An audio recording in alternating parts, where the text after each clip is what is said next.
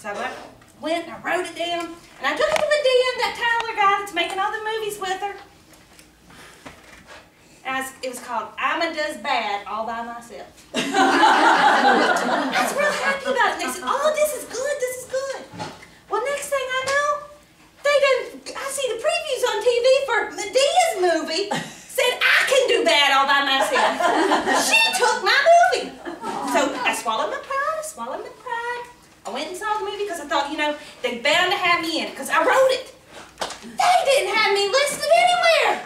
I was nowhere to be found. They had Medea in it all the way. No Ima. So I said, that's it. I'm not having nothing else to do with it.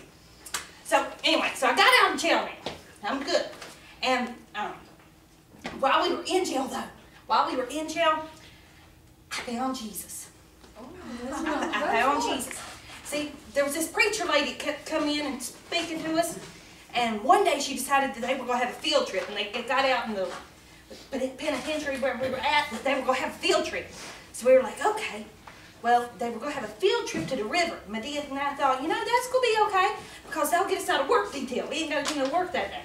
So we went to the river, and we noticed all these people kept getting dumped into water for some reason. So Medea went down trying to figure out what was going on. They grabbed her and dumped her under the water. I was like, that ain't happening. Well, they pulled her up. They said, did you find Jesus? She was going, no, I didn't find Jesus. So the preacher grabbed her and dumped her back in the water. I said, uh-oh, this ain't going to be good. So they got her back up.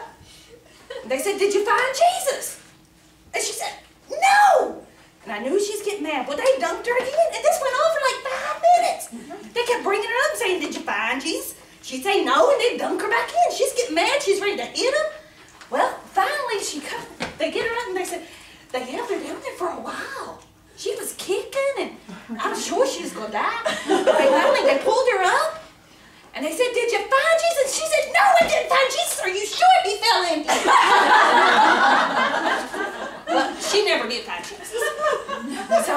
So we got back there, and that preacher woman, she kept coming and telling me about Jesus, and I needed to find him, and found out he wasn't in that river after all.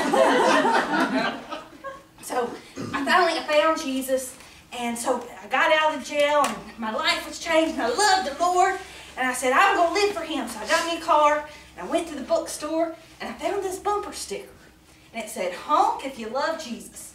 I said, that's me. I'm a Christian, and I love Jesus, so I'm gonna put that bumper sticker on my car. So I got it, and I put it on my car. And I tell you what, I never knew so many people love Jesus. There's all kinds of people that love Jesus. I had to write it down because I forgot about it, everything that was going on. So, let's see, I found Jesus. And so I got to this intersection one day, and I was sitting there, and the light had turned red. So I was sitting there, and I was just having a good time thinking about Jesus and thinking about the Lord and all his goodness. And I just got lost in that thought. And I didn't notice that the light had changed. Well, apparently the guy behind me, he loved Jesus too, because he started blowing the horn. Because he read my bumper sticker, honk if you love Jesus, so he started honking. And I thought, wow, he must really love Jesus because he just kept on honking. So I was sitting there, and he started praying, and he started screaming out his window, for the love of God, go! Go, Jesus Christ, go! I said, boy, he is so enthused about Jesus. It just blessed me so much. I couldn't believe it. He was a cheerleader for Jesus. Well, then I started listening, and everyone around me was honking.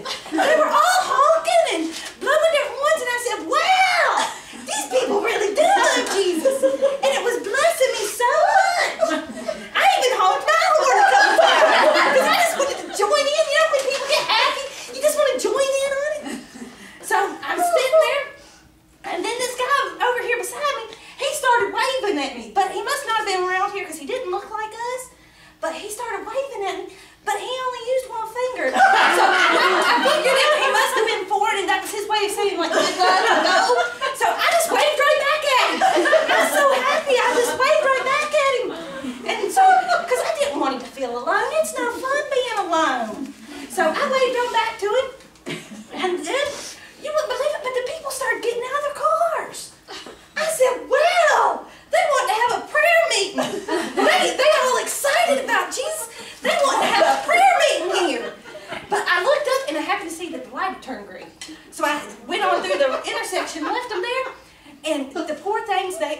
got back in the car, the light turned red again. They didn't get to make it through.